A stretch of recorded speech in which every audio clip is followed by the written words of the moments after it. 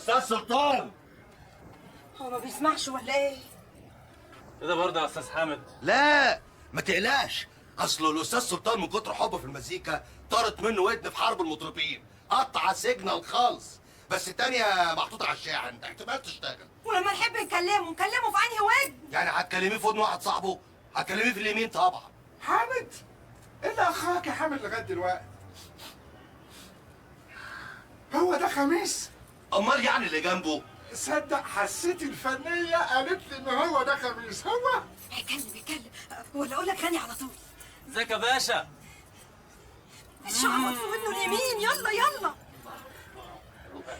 استنى وخش في ودنك اليمين يا استاذ.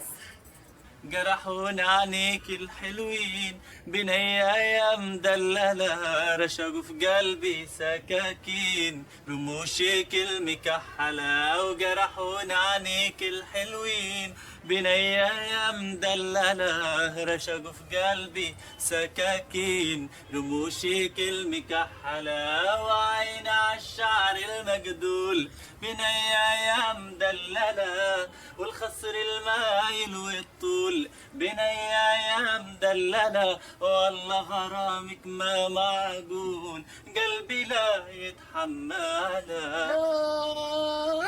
ايه ده؟ لا انت ما تغنيش قدام حد تاني بقى بعد كده، لانك انت يا ابني لازم تغني قدام متخصص زي انا يا ابني سمعتك بودني اليمين، صوتك بيقول حاجه كله شجن وافراح كده يمشي اليومين دول. شكرا يا استاذ.